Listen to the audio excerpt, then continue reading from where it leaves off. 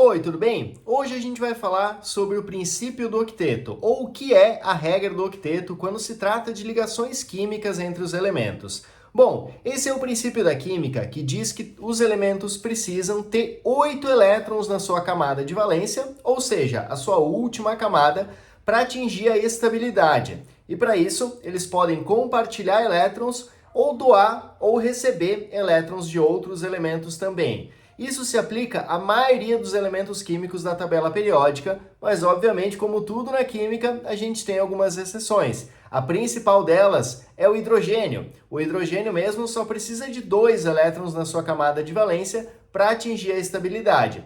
O oxigênio costuma ter 6 elétrons e ele precisa de 2 elétrons para atingir 8 na sua camada de valência e assim atingir a estabilidade.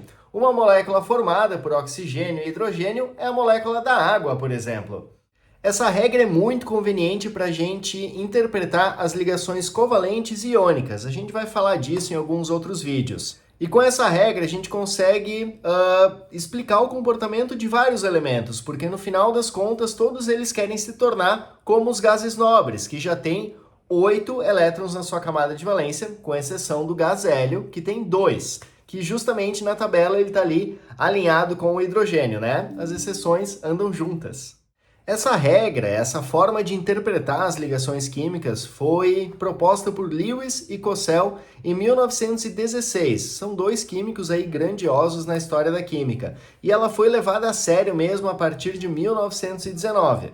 E eu tenho certeza que tu já viu a representação gráfica disso em algum lugar, por exemplo, na própria molécula do gás carbônico, do CO2, em que a gente tem um oxigênio, 2 tracinhos, um carbono, mais 2 tracinhos e um oxigênio. Esses tracinhos indicam que aqueles elétrons estão sendo compartilhados. Como a gente sabe, o carbono possui 4 elétrons na sua camada de valência. Ele precisa de mais 4 para atingir a estabilidade.